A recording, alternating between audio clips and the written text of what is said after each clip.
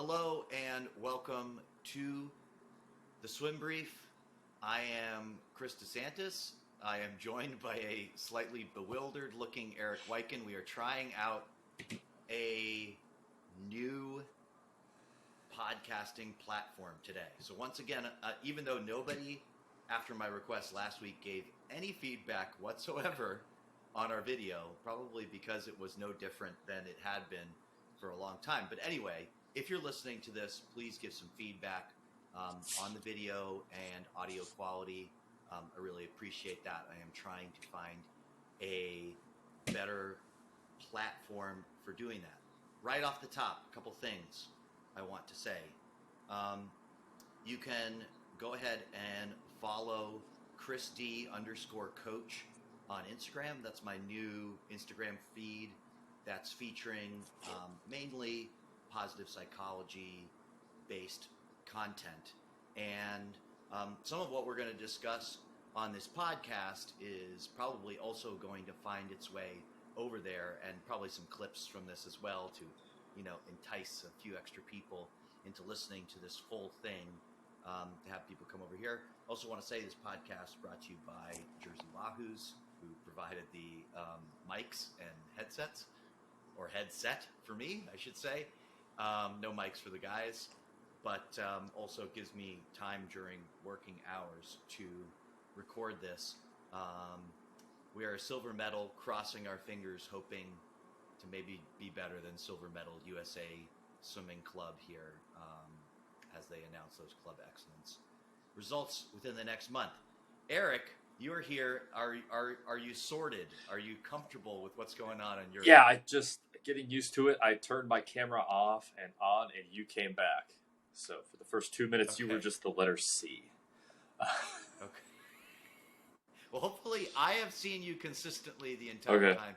So hopefully that is what is being recorded. Joel Rawlings will be joining us, we believe, at some point. He has found his headphones.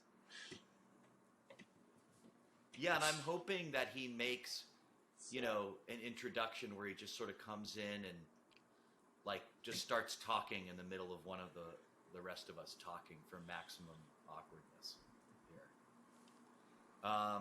So today's topic, something that we've been bouncing back and forth, and it came to me from a former client of Chris DeSantis Coaching, and that is, well, we've decided to call this topic fireproofing. And no, we're not talking about the type of fire that could literally burn your house down. What are we talking about, Eric? We're talking about improving oneself to the point where it would be nearly impossible to lose one's job, provided you continue to be a good human being. Well, so basically I got this recommendation, as I said, from a former client who, I reach out for feedback all the time. I always do debriefs with people. I always, want that kind of feedback on how things went if I work with a team or a coach. And this case was actually a full year and a half after I was done. I reached out and said, hey, do you have any ideas essentially for me? And this client, I haven't asked them if it's okay to share, so I'm keeping them anonymous, but they're essentially like, I think you should offer a course in how to not get fired from your swim coaching job. And the concept was, that there are all sorts of coaches that are losing their job, they're losing their livelihood because I guess my description of it is because over a period of time, they respond poorly in a series of situations, and the accumulation of that ultimately leads enough athletes on their team to complain about them, or enough sort of negative feedback to reach whoever's responsible for keeping them employed, where they decide, look, it's just not worth it to keep this person around anymore. And so I was totally stunned when I got this information. I was like, could I really do that? And I've been spending, I guess, probably an entire year noodling on it, and just now starting to formulate some stuff to address address this particular concern. Because and here's where I was starting with it, and I texted this out to you guys yesterday, and this sort of like, and in usual fashion, I've only decided the starting point of this conversation. What follows, we'll see.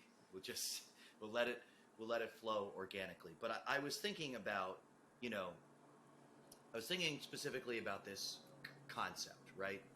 And I think that if you're a coach right now, I mean, I know, like, I'm a coach. There are moments where I feel very put upon by but from all sides, really, that the expectations for me as a coach have never been higher, that I've never had more sort of external pressures to sort of like, you got to be this and also this and also this, and like I had this thought as I was taking the USA Swimming or the Red Cross safety training for swim coaches, and they just gave you scenario after scenario where the basic gist of it was, if somebody does something unsafe, it's always your fault, especially if you didn't specifically warn them that, touching an electric fence, this is an example that's not in there, it would electrocute them. Like, things like that, there's a lot of pieces on there. And this is one of them where I think coaches are getting a message, and I talk to a lot of them, that it's like, I'm being asked to communicate more positively, or I'm being able to communicate more empathetically with the people that I'm coaching. And because coaches are in such a stressed state that they're being pressured to do so many things and be so many things to so many people, that in most of those situations they go like, enough already. Now, this particular one, though, I think that a lot of other things that coaches are feeling pressure to be today are completely unfair. This one, however, I think is actually fair. It's actually fair to expect coaches to really change the way we are communicating and interacting with people that we coach, because I know I can find so many people in my life describing their own experience coming up through sports, and we put up with a lot of stuff, sport-wise, that was just not right. And the way that, and that's probably been a theme of this podcast throughout, that there's a lot of sort of vestigial bad stuff around, and I think a lot of it is around communication, and a lot of it, I think people are finding it doesn't work, and in fact it threatens your ability to continue to do what you love. Hopefully you're in coaching because you love it, because you're definitely not in it to get rich. It's threatening your ability to do what you love. Now, here's what I could use your guys' help with, because I think we actually have to start from a place of empathy. And Joel has joined us. He's on here. He's furiously texting in the background, which is absolutely driving me insane. So I knew he would come on and find a way to distract me. But he's here, and we still love him. Joel, can you help me? Like, what are some things, some examples you think of what has changed in the coaching profession, the expectations for what a coach should be, that are unfair? I think my personal thought is, I remember when I was an undergraduate, we had a class, like coaching competitive swimming class, and basically all the swimmers would take it to get an easy A, and half the basketball team would take it to get an easy A. And in it, they had one of those John Leonard books of everything the swim coach is. And it was like he had this like little circle in the middle, the swim coach, and then all these peripheral circles that were connected to it. You have to be a nutritionist, you have to be a physiologist, you have to be a therapist, and it literally like listed off 1,000 things that you needed to do as part of your job. And on one level, sure, you should have a little dabbling knowledge in all those things, but when you all of a sudden start to take the actual roles of those things, we've now, just the litigation of the world is like we've entered ourselves into a big thing of risk where all of a sudden either we start to get this huge sense of ego that we are the specialist. So many times I hear people say, well, the PT suggested we do this. That's ridiculous. They just don't know swimmers. And you're like, well, maybe you're right, but do you really want to do that? Because again, the PT just said to do this. The doctor said not to do this. The doctor said be out of the water for 8 weeks. 8 weeks is ridiculous. Well, yeah, it's ridiculous in our world. But again, it's like I think we open ourselves up to so many legal issues. And there's so many people understand legal issues where you're like, the default is rather than, like you said, with empathy, where you're like, everyone kind of understanding where the parent's initial reaction would be, well, he or she as the coach has always had the best interest of my child in heart. Let's talk to them from that angle versus you think that, you're trying to hurt their child or something. And so my thought is just how things have changed was things have become so specialized. You don't just go to a doctor, you go to an ear, nose, and throat doctor. You go to a right ear doctor, a left nostril doctor, whatever it is. It's like it's so specialized down that when you try to be a general knowledge of everything, it just, I think, opens you up to more than anything. And so I'm using the physical examples the most, but in your world, especially the therapeutic side of it, the mental side of it, again, you think you could be helping, but you're going to be hurting a lot more. And sometimes I think we don't even realize that. Yeah, I mean, I had just got an email last week from a coach who was responding to, again, I'm going to keep this anonymous as I can. They were responding to a video that I posted on there and essentially saying, like, this is the situation I got put in as a coach. And I had a kid who had something absolutely traumatic happen in their life. And, like, there is no USA Swimming Ask a course that's like somebody you're coaching has endured a traumatic event and here's what you do. There's nothing. There's plenty of courses on, a drill progression to get somebody to swimming butterfly. And I think in that void, one of the things I started to think about as I'm building a course in the background, I actually shared it with you guys, an outline for it earlier today. And one of the things I'm realizing is, I think probably that put upon feeling that many coaches have, that overwhelmed feeling, part of it comes from they're getting communicated that they should do something more than what they're doing, but there's no sense of where the boundary is.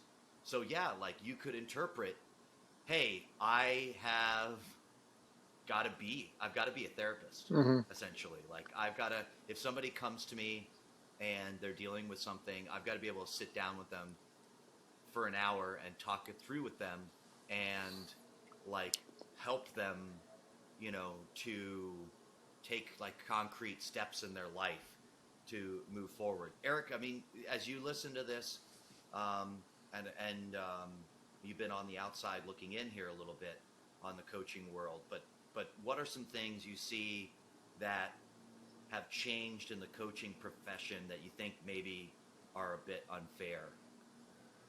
I think with some of it, I guess the biggest thing is when you have, and I'll come at it from the board of directors side, because that's where I spent a large portion of my club coaching, was that oftentimes your board is littered with professionals. Sometimes they're CEOs, sometimes they're CFOs, sometimes they're business owners, and you're a swim coach. And sometimes the expectations of your abilities are really not very fair in running a particular aspect. And what I mean by that is if the expectation is X and the club is unwilling to pay for training or help you to be better at X, then you are in a spot that you simply can't navigate unless you really do take it upon yourself to do everything that you're supposed to be doing as the head coach, and then add the ability to be better at X. And then there are some times where that category, the only way to do it is actually to take a course at a university level or even a community college, and sometimes you don't have access to that. They won't let you drop in. Certainly a lot of that stuff is, I mean, maybe it's on its way into ASCA's education courses. I would like to hope so, that some of this stuff is.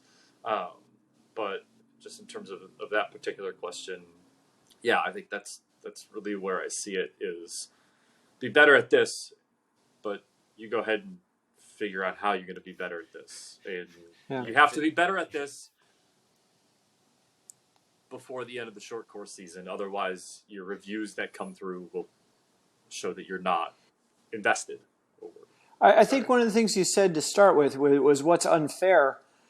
Well, I think it's kind of an interesting way to phrase it, unfair, in like, I think we all kind of got into coaching with the idea of coaching was coaching. You know, it's not the time they're in the water that I'm ever stressed out or exhausted by. I mean, I could do 2-a-days every day, all the time.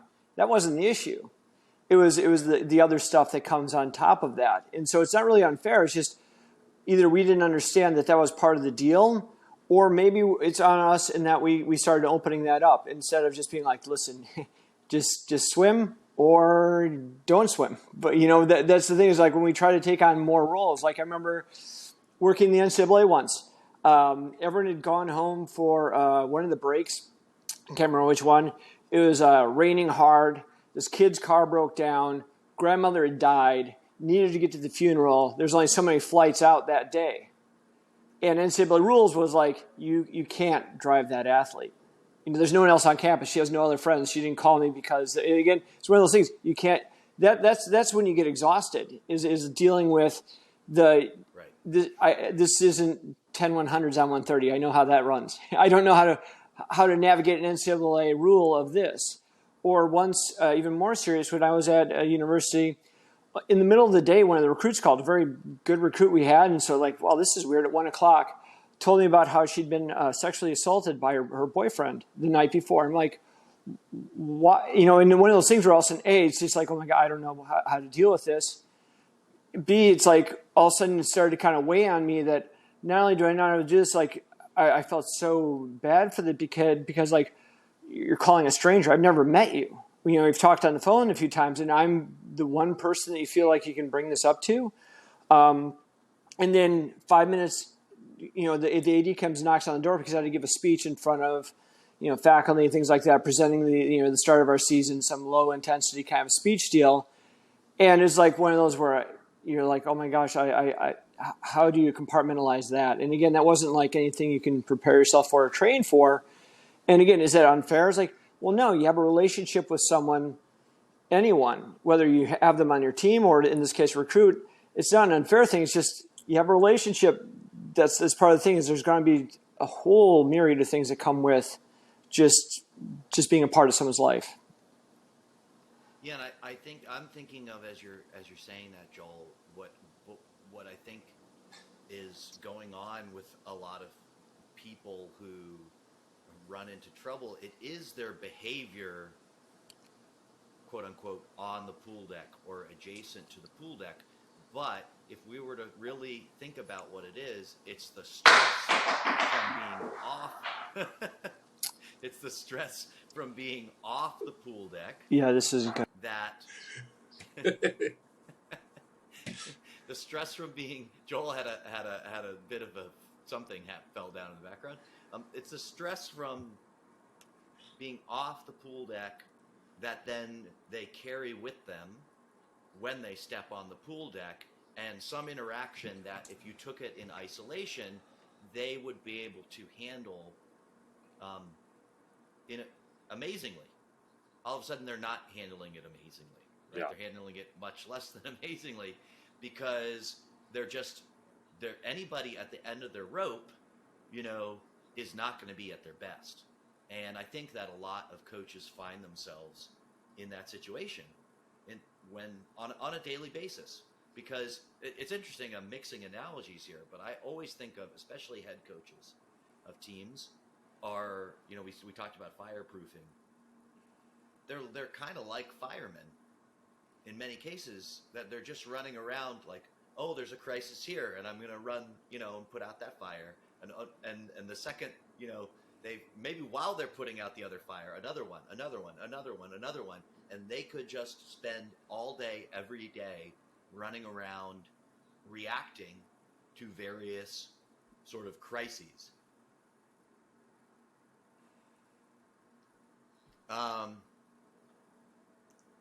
Eric, I was counting on you to fill space while I sneezed. It wasn't really long enough for me to really interject, I guess. I mean, if you want to hear more of my position on any and all of this. I have a couple of different angles that I was thinking about this as we were getting started, and you talking about the head coach situation and having to go through fires and constantly putting things in and out. And the first thing I think of in a lot of that is infrastructure and putting certain things in place or having things where they need to be in order to be able to mitigate some of this stuff and be able to deal with it. And there are situations that don't necessarily get you ready to handle specific things, but just making sure that you have the things in place to handle those situations as they arise, and the ability, and this is talking out of both sides of my mouth. I had times as a head coach where I did get caught up in specific things, didn't handle things particularly well. But at the very least, in some of those circumstances, you step away from the computer. You do a couple of laps around the table and just walk, or you go outside and you just kind of try to center and then come back to your workstation, wherever that is, and then go into triage mode, if that's the case.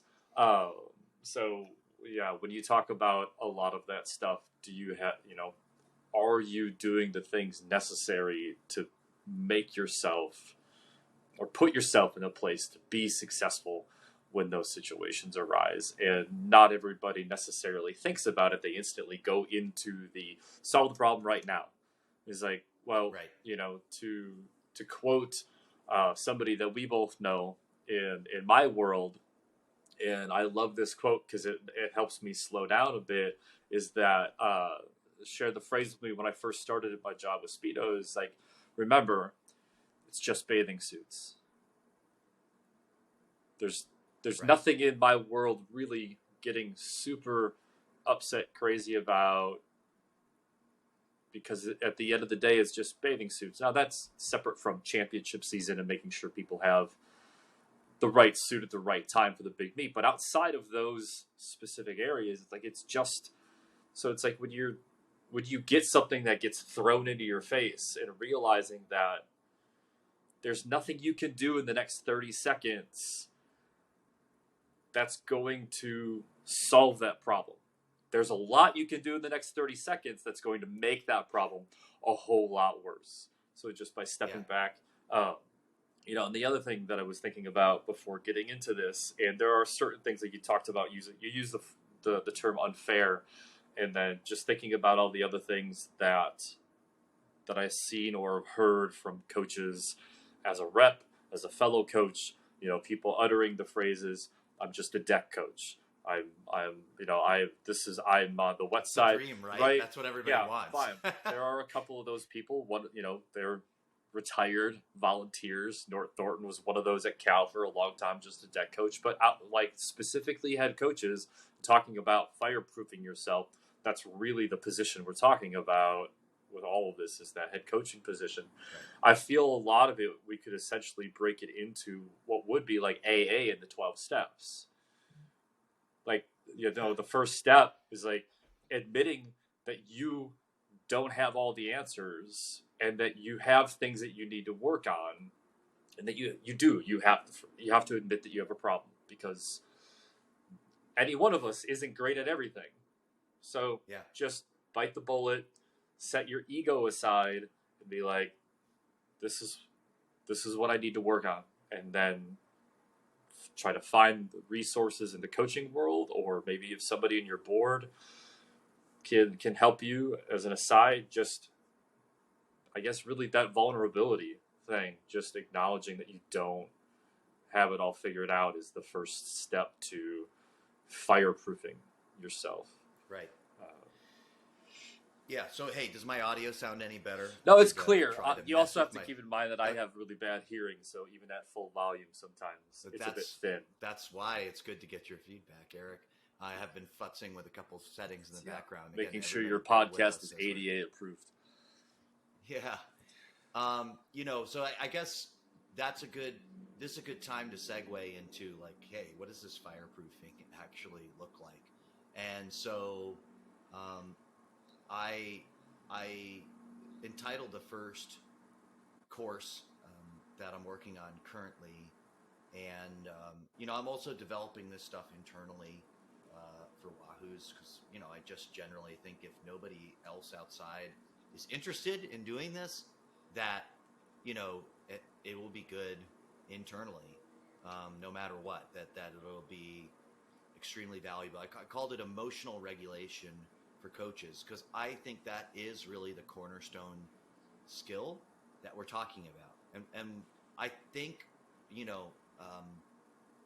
people on this podcast know, and Joel's gone, that we're some Milton Elms admirers.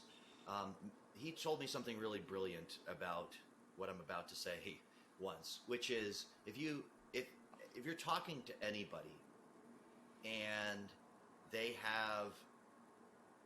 you say a word, right, and they already have a idea in their mind of what that word means or what that term means, you cannot erase that from their mind.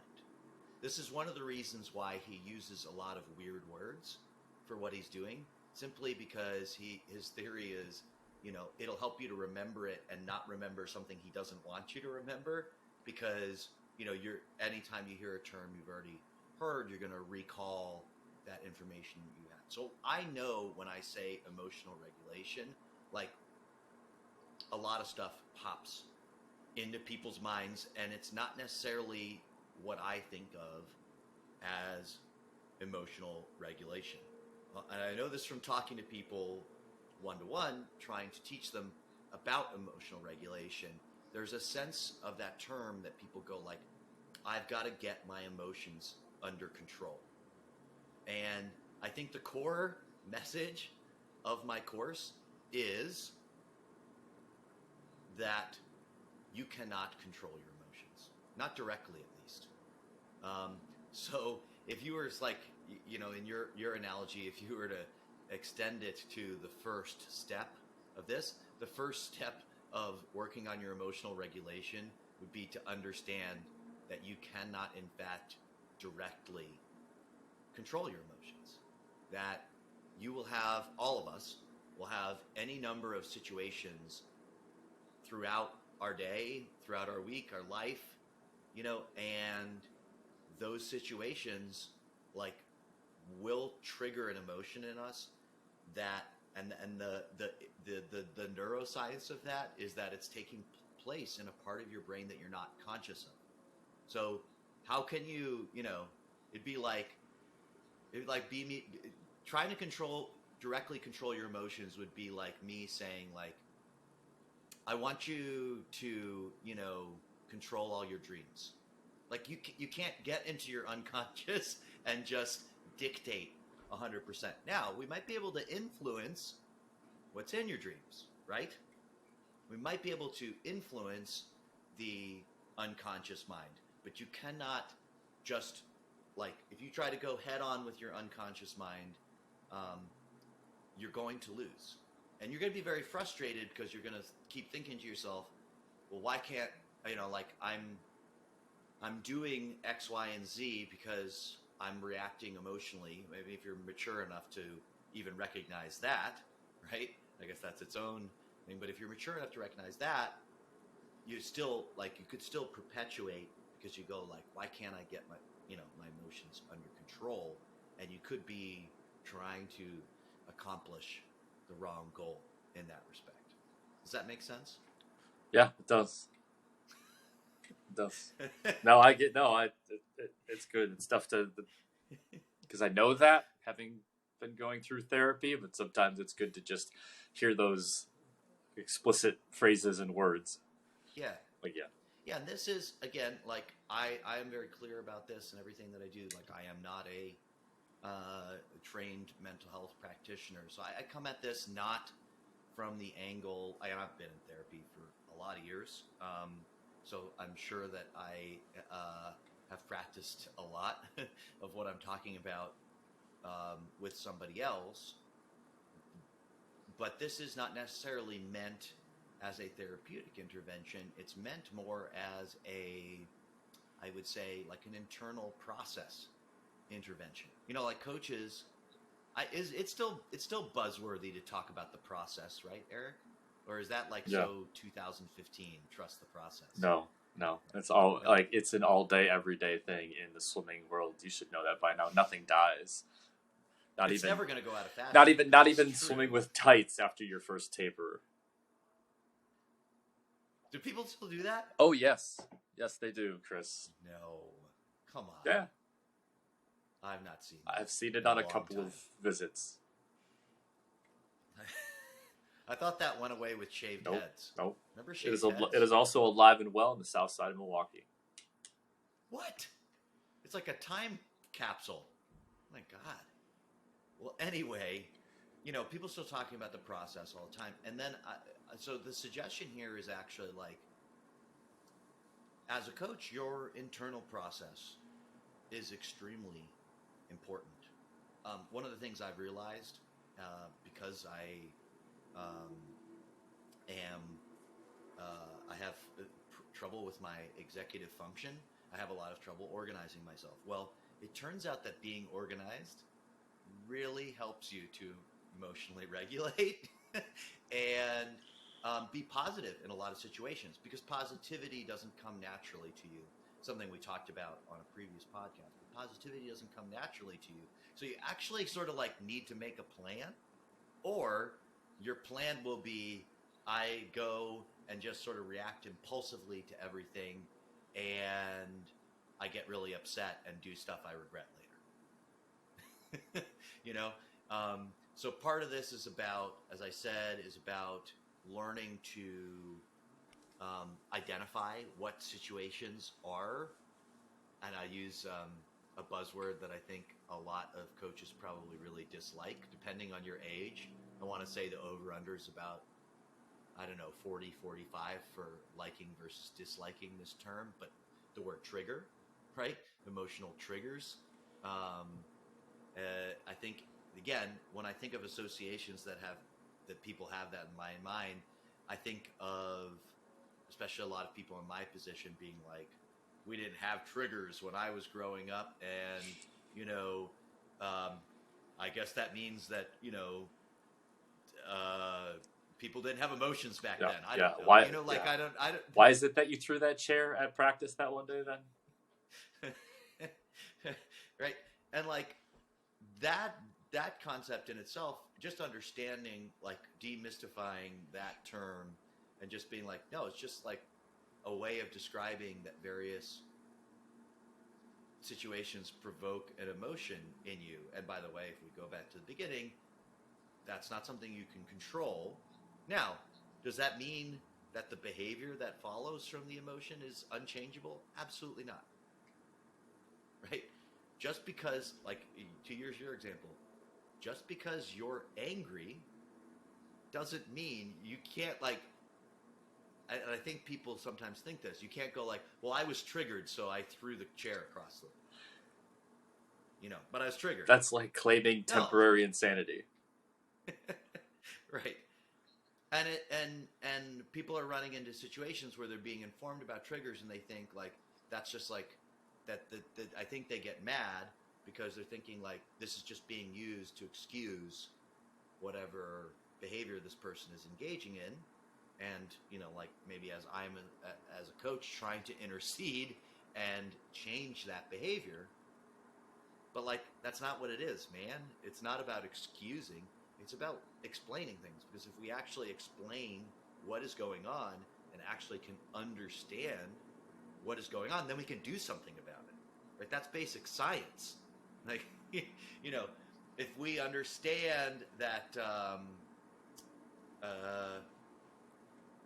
applying heat to water and getting it up to 100 degrees Celsius gets it to change into a gas, then we can actually exert some influence on whether water turns into a gas or not. If we just go like, well, I don't like that the water's turning into gas and I just want it to stop, you're not going to have much influence over that situation, right? Right. Sorry, sometimes I forget that we're on a podcast and you can't hear me nod my head.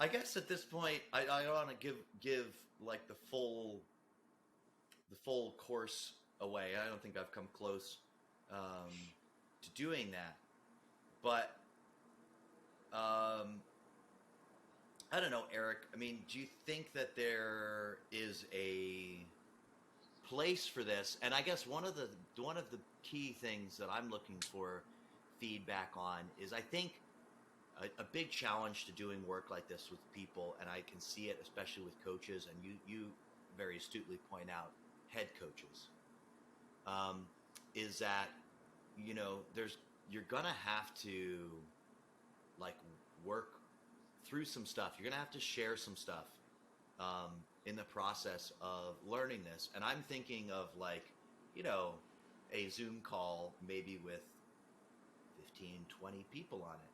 Those are not people maybe they're coaches of rival teams in your area, or somebody you perceive as a rival. Like, what do you think about this as a barrier to anybody being willing to work on this whatsoever? To just go like, well, I'm not going to come talk about my emotional regulation on a Zoom call with, Mike, just supplying the name of a typical Zoom coach. White guy in his 40s named Mike. Sorry to all the white guys named Mike out there. Your friend Chris is up there. Your friend too. Mike Chris Murray. Is way up Shoot. there. Yeah, I could see it being difficult. I mean, you have to have a lot of trust in the room that you're speaking to. You look at that 15 to 20 people. You have to have the right people, because there are some that just aren't going to care, and they're going to manipulate it, and they're going to share what you share, and they're going to use it against you. So obviously, you have to know the room that you're speaking to. It is certainly, given the day and age that we're in, and being unable to always get into the same room, it is way better to jump into the Zoom situation than it is the alternative, which is nothing. So it's like. And that's the hard part sometimes for people to see. It's like, we want to do all these things and we have these ideas, but we can never get together. And it's like, we have the internet. Like, we've gotten really good at this Zoom thing over the last 2 or 3 years. And it's such a fantastic tool. It affords the three of us who live in 3 different time zones to actually be able to see each other and interact with each other in a way that wasn't possible really before FaceTime.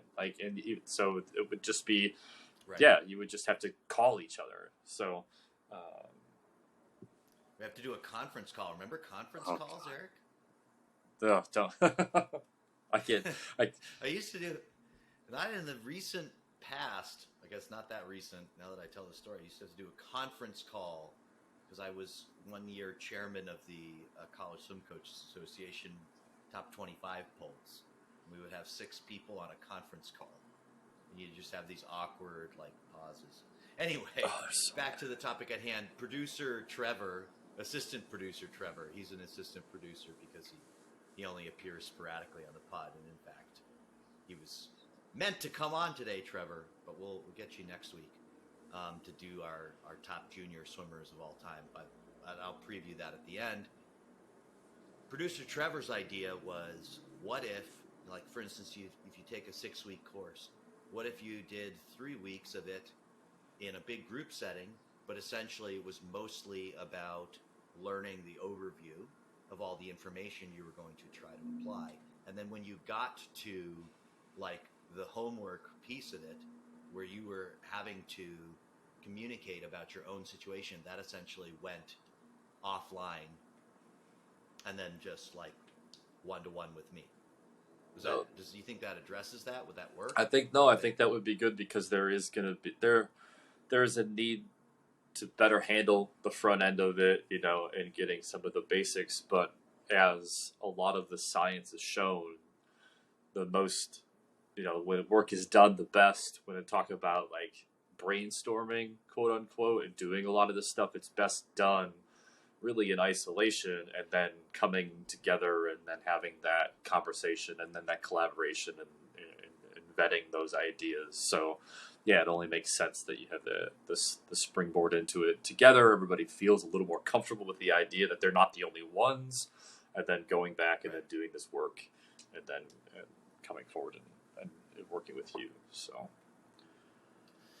well, it's been fun to talk about fireproofing. Sorry, everybody, for the slight technical interruptions that we've been going on here. Please go follow at Christy_coach on Instagram. I mean, you can just start typing in Christy Coach. I'm sure you're going to find it. I have a beautiful new headshot that my wife took. I've got some nice positive psychology content there. Also clips of this podcast. There is still a Chris DeSantis coaching page on Facebook that has a lot more followers than the Instagram right now. And those two essentially, for the moment, are sharing the same level of content for this podcast. This is uploaded to YouTube, the Christopher DeSantis YouTube channel. So you can subscribe there and, click that bell and do all the other like and comment. Anything in that regard really helps support this podcast and makes it more fun for all of us to do, to feel like we're growing something and to feel like somebody is listening to the things that we are saying. You can also subscribe to the podcast on iTunes. Sharing with the guys, we've had a recently really giant growth in the listenership, and that's been amazing to see in the Apple podcast realm. It's not available on any of the other streaming platforms because big sigh, because I haven't figured out how to do it. If you know how to do it and you want to help me out, communicate with me, I might admit that vulnerability and allow you in to my headspace to work on that. With that said, thanks, Eric, for joining. Thanks for everybody for listening. And again, give us some feedback on how this looks and sounds. And we'll be back with you next week. Thanks, Chris.